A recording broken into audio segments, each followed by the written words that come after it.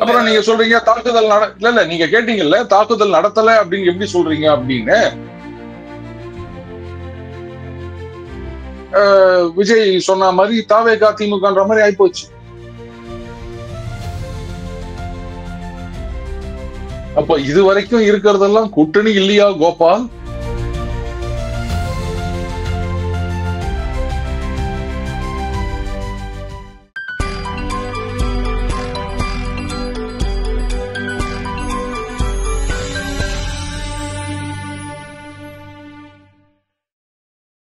Hi friends, welcome to தமிழக pulse. ஒரு இடைவேளைக்கு பிறகு திரு அருண் அவர்கள் நம்ம சேனலில் ஜாயின் பண்ணியிருக்காரு. வணக்கம் அருண் சார். வணக்கம் சுவாமி. வணக்கம் ஸ்ரேயஸ். வணக்கம் சார். அகைன் ஒரு பொன்மாலை பொழுதுல சந்திக்கிறோம். ஸோ முதல்ல நிகழ்ச்சிக்குள்ள போயிடலாம் சார். இப்போ விஜய் வந்து இது பண்ணிட்டாரு, இப்போ நோன்னு சொல்லிட்டாரு கிளீனா இவங்களுக்கு என்டிஏ கடை சாத்திட்டாரு. ஸோ இப்போ திரும்பி இதனால வந்து ஒரு அண்ணாமலைக்கான முக்கியத்துவம் கூடும் இல்லையா இப்போ பிஜேபிக்குள்ள? உங்களோட பார்வை எப்படி சார்? இப்போ விஜய் வந்து எஸ் சொல்றார் நோ சொல்றார், அதை வச்சுதான் வந்து எங்க கட்சியில இருக்க ஒரு கரிஸ்மேட்டிக் லீடரை வந்து யூஸ் பண்ணிக்கிறதா இல்லையா அப்படின்றத மாதிரி ஒரு முட்டாள்தனம் வேற எதுவுமே கிடையாது. ரைட்? யார் ஆக்ஷன்ல வந்து ஒரு ஓவர்சீஸ் பிளேயருக்காக வெயிட் பண்ணிட்டு இருக்கீங்க, அதை ஆக்ஷன்ல சக்சஸ்ஃபுல்லா அவர் எடுக்க முடியுதா இல்லையா அதை பார்த்த பிறகுதான் எங்களுடைய ஐகானிக் பிளேயரை வந்து பெஞ்சில உட்கார வைக்கிறதா இல்ல டீம்ல பிளேயிங் லெவல்ல கொண்டு வருதா அப்படின்னு ஒரு டீம் முடிவு பண்ணாங்கன்னா அந்த மாதிரி ஒரு பைத்தியக்காரத்தனம் இருக்க முடியுமா? அந்த மாதிரிதான். அண்ட் இப்போ தாவேகால கதவை இழுத்து சாத்திட்டாலும் கதவு வாசல்லையே சில பேர் நின்றுங்கன்னு இல்ல தை மாசம் அவர் திறப்பாரு, மாசி மாசம் திறப்பாரு, நீங்க திறந்தே ஆகணும், இவங்களெல்லாம் வந்து சமாளிக்க முடியாது, எப்படியாவது திறந்துருங்க, உன் கதவே தாழ்த்திரவாய் அப்படின்னு கெஞ்சாத குறையா உட்காந்துட்டு இருக்காங்கல்ல. கரெக்ட். அண்ணாமலையோட முக்கியத்துவம் இன்க்ரீஸ் ஆகுதா இல்லையான்றது கிடையாது, அவருடைய கரிஸ்மா செல்வாக்கு அப்படின்றது அப்படியே தான் இருக்கு. அதை நீங்க யூட்டிலைஸ் பண்ணிக்க போறீங்களா இல்ல படுகொழியில உழ போறீங்களா? ஏற்கனவே உழுந்தாச்சு, அதுல இருந்து எழுந்து வர போறீங்களா இல்ல நாங்க இன்னும் ஆழமா குழி தோண்டி உள்ளதான் இருக்க போறோம் அப்படின்னீங்களா? இதுதான் கேள்வி. இல்ல இப்போ தமிழிசை அண்ட் இவங்க வானத்தை வந்து they were trying to sideline இவர் அண்ணாமலை. ஸோ இப்ப வேற வழி கிடையாது, திரும்பி அவர் கால தானே போய் விழுந்தாங்க. அந்த விஷயத்துல முக்கியத்துவம் கூடி இருக்கா அப்படின்னு தான். வேற என்ன இல்ல சுவாமி, இல்ல அதாவது சைட்லைன் பண்றாங்க அப்படின்றதெல்லாம் வந்து ஒரு பக்கம் இருந்தாலுமே இன்னைக்கு பாத்தீங்கன்னா அண்ணாமலையை குறிவைத்த தாக்குதல் அப்படின்றது வந்து அதிமுக பாஜக ஆதரவாளர்கள்னு சொல்லிக்கிறவங்க அவங்க கிட்ட இருந்து தான் வருதே தவிர திமுக கிட்ட இருந்து வருதா, காங்கிரஸ் கிட்ட இருந்து வருதா, தாவேகா கிட்ட இருந்து வருதா? ஏன்னா அவங்களுக்கு தெரிஞ்சு போச்சு, அவங்க வந்து அண்ணாமலையை வந்து ஃபேஸா கொண்டு வர போறது கிடையாது, அவரு வச்சு எலெக்ஷன் கேம்பெயின் பண்ண போறது கிடையாது, அதனால நம்ம அங்க கான்சென்ட்ரேட் பண்ண வேணாம் அப்படின்னு விட்டுட்டாங்க. ஃபார் தட் மேட்டர் அதிமுக வந்து திமுகவை கடுமையா ஏதாவது விமர்சனம் பண்றாங்களா இல்ல திமுக அதிமுகவை கடுமையா ஏதாவது விமர்சனம் பண்றாங்களா? ஒண்ணுமே இல்லையே. தாவேகா கூட திமுகவை எதிர்த்து தான் அரசியல் பண்ணிட்டு இருக்காங்க, அதிமுகவை அப்படின்னு கண்டுக்கவே இல்லை, ஒதுக்கி தள்ளிட்டாங்க. நீ வந்து என்ன திட்டினா கூட பரவாயில்லப்பா, அட்லீஸ்ட் நான் ஏதோ அந்த ரெக்கார்டிங்ல இருக்கேன் அப்படின்னு தெரிஞ்சுக்கலாம், நீ அது கூட பண்ணலையே அந்த பக்கம் தானே அப்படின்னு நம்ம சொல்றோம் இல்லையா? அந்த மாதிரி இப்ப இங்க திமுகல இருக்கவங்களும் தாவேகாவை தான் இது பண்ணிட்டு இருக்காங்க, தாவேகாவும் திமுகவை தான் எதிர்த்து அரசியல் பண்ணிட்டு இருக்காங்க. இப்போ இது வந்து ஆசிஃப் விஜய் சொன்ன மாதிரி தாவேகா திமுகன்ற மாதிரி ஆயிப்போச்சு. இவங்கெல்லாம் வந்து கன்சிடரேஷன்லயே இல்ல, ஜோனை விட்டு வெளில போயிட்டாங்க. இந்த அசிங்கத்துக்கு யார் காரணம்? இவங்களே தான் காரணம். ஏடிஎம்கே அண்ட் பிஜேபி ரொம்ப ஓவரா இம்பார்ட்டன்ஸ் கொடுத்துட்டாங்க அப்படிங்கிறது தான் காரணம். இப்ப திமுக எதிர்த்து என்ன கடுமையான அரசியல் பண்ணிட்டு இருக்காங்க? அதிமுகல காமெடி தான் பண்ணிட்டு இருக்காங்க. எல்லாம் கேஸ் வந்துருமோன்ற பயம் தான் சார், வேற என்ன? ரைட். அப்ப அரசியலுக்கே வராதிங்க, ரிட்டையர் ஆகிட்டு போயிருங்க. இப்ப யாரை ஏமாத்துறதுக்காக இந்த மாதிரி எல்லாம் வந்து சரி நாங்களும் அடிக்கிற மாதிரி அடிக்கிறோம், நீங்களும் அழுகுற மாதிரி அழுங்க அப்படின்னு இருந்தா அப்புறம் இந்த மேட்ச் பிக்சிங் சொல்லாம வேற என்னன்னு சொல்றது? பட் நீங்க சொல்றதுக்கு தாக்குதல் நடத்தலாம்னு சொல்றீங்களே ஒழிய, பட் உங்களுக்கு நீங்க யாருக்கு சொல்லிட்டு இருக்கிறது என்னன்னா, இப்போ வந்து this is the best only chance for Edappadi EPS. Suppose if ADMK loses this time also ஏடிஎம்கேக்கு வந்து முடிவுரை எழுதிடலாம் அப்படின்னு நீங்க சொல்லிட்டு இருக்கீங்க. அப்படிங்கிற போது நீங்க தாக்குதல் நடத்தலாங்கிறது நீங்க எப்படி நீங்க இதுவா சொல்றீங்க? ஒரு அப்படியா? சரி, இடியில இருந்து வந்து தமிழக காவல்துறைக்கு ஒரு லெட்டர் அனுப்பிச்சாங்க, இந்த மாதிரி செலெக்ஷன்ல வந்து இவ்வளவு ஊழல் நடந்துட்டு இருக்கு, ஏற்கனவே வந்து அந்த டிரான்ஸ்போர்ட் டிபார்ட்மெண்ட் செலெக்ஷன்ல காசுக்கு வேலை அப்படின்ற ஊழல் தான் வந்து கேஸ் நடந்துட்டு இருக்கு, நீங்க எஃப்ஐஆர் ஃபைல் பண்ணுங்க, நாங்க வந்து அந்த மணி லாண்டரிங் ப்ரொசீட் பண்ணணும் அப்படின்னாங்க. அது எப்படி நீங்க டைரக்ஷன் கொடுக்கலாம், அப்படி இல்லாட்டா இது இப்படி நிறைய கேள்விகள்லாம் வந்தது. அது அமைச்சர் கே என் நேரு அவர்களுடைய டிபார்ட்மெண்ட் அப்படின்னு வேற சொன்னாங்க. அண்ணாமலை அவர்கள் வேற வந்து 888 கோடி ஊழல் அப்படின்னு வேற ஒரு ஸ்டேட்மெண்ட் கொடுத்திருந்தாரு. இப்ப இதுல வந்து எடப்பாடியார் அவர்களோ இல்ல நயினார் நாகேந்திரன் அவர்களோ என்ன பண்ணாருன்னு சொல்லுங்க. ஒண்ணும் பண்ணல. என்னங்க பண்ணாரு? அப்புறம் நீங்க சொல்றீங்க தாக்குதல் இல்ல நீங்க கேட்டீங்கல்ல, தாக்குதல் நடத்தல அப்படின்னு எப்படி சொல்றீங்க அப்படின்னு. அரசியல் ரீதியா என்ன பேசினாங்க அதைத்தான் நான் சொன்னேன். அரசியல் ரீதியாக எந்த தாக்குதலும் நடக்கவில்லை அப்படின்னு. இதுக்கும் அமித்ஷா கிட்ட இருந்து ஏதாவது கட்டளை எதிர்பார்க்கறாங்களா இவங்க? அதனால கவனம் இருக்காங்களா? என்னங்க கட்டளை? அமித்ஷாவையே காக்க வச்சவர் தானுங்க எடப்பாடியார். அப்பேற்பட்ட ஆளுமை தானுங்க. அந்த என்டிஏல வந்து அதிமுக சேருகின்றது அப்படின்ற அறிவிப்பு 12 மணிக்கு அப்படின்னு சொல்லிட்டு சாயங்காலம் 5-6 மணிக்கு மேல வந்து அந்த மீட்டிங் நடந்தது. அப்ப அவ்வளவு நேரம் ஒரு அரசியல் சாணக்கியர் அப்படின்லாம் வேற சொல்றாங்க. மத்திய உள்துறை அமைச்சர் பவர்ஃபுல்லான போஸ்ட்ல இருக்கவர், இன்னைக்கு பாஜக வந்து நம்பர் 2. அவரையே காக்க வச்ச பெருமை மிக்க ஆளுமை எடப்பாடியார் அவர்கள். இவர் வந்து அமித்ஷா கிட்ட வெயிட் பண்ணிட்டு இருப்பாரு. அப்படியே பார்க்க போனாலும் தமிழகத்துல என்டிஏ அப்படின்னா அதுக்கு எடப்பாடி தான் தலைமை, அவர் தான் வந்து முடிவெடுக்கணும் அப்படின்லாம் சொல்லிட்டு போயிட்டாருல அமித்ஷா அவர்கள். அப்புறம் இது நீங்க அவர்கிட்ட வந்து ஆர்டர் சொல்றேன் வெயிட் பண்ணி நிக்கிறீங்க.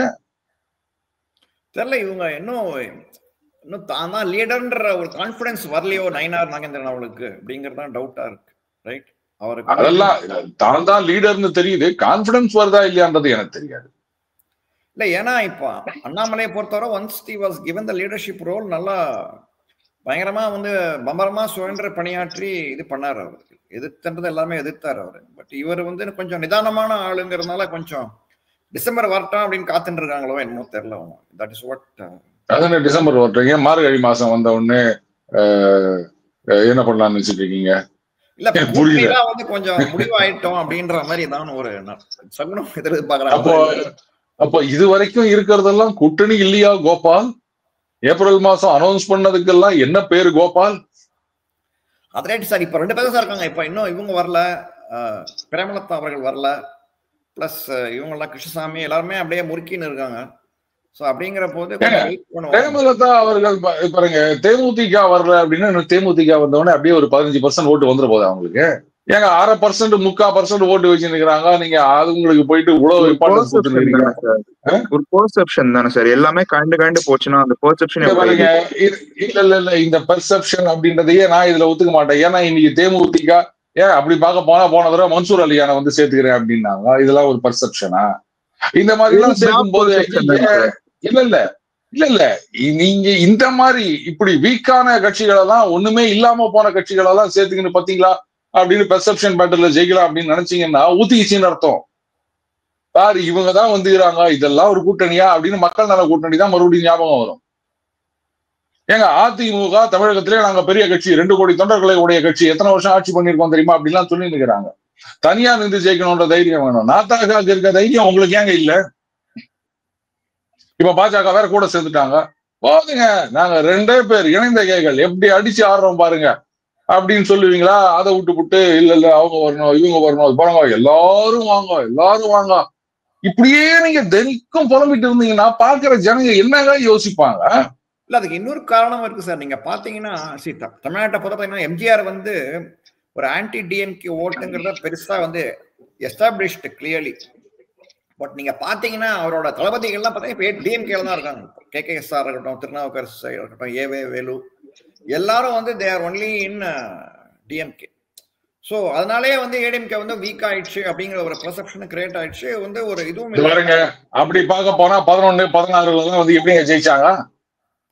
அப்ப ஜெயலலிதா. அதுக்கப்புறம் போனவங்கள விடுங்க, அத முதல்ல ஒத்துக்கணும். Accept your limitations and go beyond it அப்படின்னு சொல்லுவாங்க. அங்கேயே ஆன்சர் இருக்கு சார். நீங்க சொல்றதுக்கு நீங்க உங்க கேள்விக்கு ஆன்சர் இருக்கு. ஜெயலலிதா அப்ப இருந்தாங்க, இப்ப இல்ல. அதனால தான் நான் வந்து எல்லாரும் வாங்கன்றோம். அதான் நான் சொல்றேன். அதை புரிஞ்சுக்கணும் முதல்ல. நாம வந்து எம்ஜிஆர் கிடையாது, ஜெயலலிதா கிடையாது, நாம தான். அதுக்கேத்த மாதிரி அரசியல் பண்ணணும் அப்படின்னு தெரியணும். அதை விட்டுட்டு அப்படி பார்க்க போனீங்கன்னா இந்த பால்கனில இருந்து கையாட்டுறதுன்னா சசிகலா அவர்கள் கூட அவங்க மாதிரியே ட்ரெஸ் பண்ணிக்கின்னு அவங்க மாதிரியே ஹேர் ஸ்டைல்லாம் வச்சுட்டு பால்கனில இருந்து நான் கை காமிக்கிறேன் அப்படின்லாம் சொன்னாங்க. இது வாங்க ஒரு அரசியல். இதுல புரட்சி தலைவர் புரட்சி தலைவி அப்படின்றதுனால உடனே புரட்சி தமிழர்னு ஒரு பட்டம் வேற கொடுத்துட்டாங்க அவருக்கு. அது சரி, இப்படி எல்லாம் நீங்க அரசியல் பண்ணிட்டு இருந்தீங்கன்னா என்ன ஆகுறது?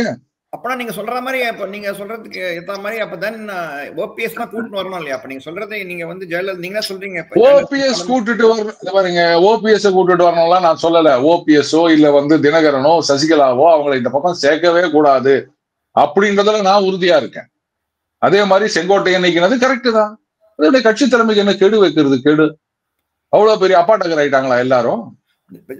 கேஎஸ் வந்து பெரிய ஆள் சார். அவரு 89 எல்லாம் வந்து பாருங்க. அதாவது இது சார் கவாஸ்கர் அது எவ்வளவு பெரிய பிளேயர் தெரியுமா? சரி இன்னைக்கு வந்து ஆடுவாரா? என்னங்க இப்படியே ஒண்ணும் காலி பெருங்காட்டப்பா மாதிரியே சொல்லி இருக்கிறீங்க. வைகோ எவ்வளவு பெரிய அரசியல்வாதி தெரியுமா? அவர் பேசினா அப்படியே நரம்பெல்லாம் முறுக்கேறும். நல்லா வந்து அந்த 92 93 காலகட்டத்துல அப்ப எனக்கு அவ்வளவா அவரு தெரியாது. வைகோ அது மாதிரி போனாரு. ஸ்பீச் எல்லாம் நான் கேட்டது கிடையாது. ஏன்னா 91 நான் வந்து டெல்லி போயிட்டேன். அப்போ இங்க என்னுடைய நண்பர் வந்து கேசட்ல போட்டு ஏதோ கேட்டுட்டு இருப்பாரு. அப்படியே முறுக்கேறும் அதெல்லாம் கேட்கும்போது. யாரோட ஸ்பீச்சுங்க அப்படின்னா அப்புறமா தான் தெரிஞ்சது வைகோன்னு. அப்பேற்பட்ட ஒரு அரசியல்வாதி. அவர் பேசினாருன்னா அவ்வளவுதான், அப்படியே கோழைக்கும் வீரம் வந்து கிளம்புவான்வாங்களா அந்த மாதிரி. இன்னைக்கு சொல்லுங்க, சிரிக்காம சொல்லுங்க. இல்ல குடும்ப கட்சி ஆயிடுச்சு. அதுவுமே எம்டிஏக்கும் அப்ப பையனை கூட்டிட்டு வந்துட்டாரு. எல்லாமே இப்போ இப்போதைக்கு குடும்ப கட்சியா இல்ல குடும்ப கட்சி ஆனதுனால பலகீனமா போயிடுச்சு, ஒண்ணு இல்லாம போயிடுச்சு. அதனால அதை குடும்ப கட்சி ஆக்கினார். அவ்வளவுதான் விஷயம், வேற ஒண்ணும் கிடையாது. கட்சிக்கு நிறைய சொத்து இருக்குது, அங்கங்க வந்து பில்டிங் இருக்குது, இடம் இருக்குது. அதெல்லாம் வந்து அப்படியே விட்டுற முடியுமா? அது நம்ம தொட்டு தொடரும் ஒரு பட்டு பாரம்பரியம் அப்படின்னு ஏதோ ஒரு கடையில அட்வர்டைஸ்மெண்ட் பண்ணுவாங்கல்ல, அந்த மாதிரி அதை நம்ம விட்டுறக்கூடாதுன்றதுக்காக இப்பதான் இந்த நிறுவன தலைவர்னு ஒண்ணு வந்தாச்சு. இல்ல கட்சின்றது பொதுமக்களுக்கானது, யார் ஒன்னா தலைவரா வரலாம் அப்படின்றதெல்லாம் தூக்கி போட்டுட்டு நிறுவன தலைவர், ஒரு லெட்டர் பேட் அடிக்கிறவங்க கூட நிறுவன தலைவர் அப்படின்னு தான் அடிக்கிறாங்க. இதுல வந்து அவர் கேஎஸ் எல்லாம் எவ்வளவு பெரிய ஆளுன்னு இருக்கட்டும், என்ன அப்பா எவ்வளவு பெரிய ஆளு அப்படின்னா அதுக்காக வந்து கெடு வைப்பீங்களா தலைமைக்கு? இப்படிதான் அரசியல் பண்றதா? இது தெரியாதா அவருக்கு? அது ரைட்டு. இதே ஜெயலலிதா அவர்களோ எம்ஜிஆர் அவர்களோ இருந்தா அந்த மாதிரி கெடு வச்சிருப்பாரு அவரு? சஸ்பெண்ட் பண்ணிருக்கலாம் வைகோ இவர செங்கோட்டையனா. நீங்க வந்து ஏதாவது பிரச்சனை இல்லைங்க, இவங்க எல்லாம் சேர்க்கணுங்க, எல்லாம் ஒன்னா வரணுங்க அப்படின்ற மாதிரி நினைச்சிருந்தீங்கன்னா அப்போ தலைமை கிட்ட நேரடியா போய் சொல்லிருக்கணும். சொல்லி அவர் கேட்கலையா, அப்ப வெளில வந்துருங்க. அதனால கெடு வைக்கிறது கெடு.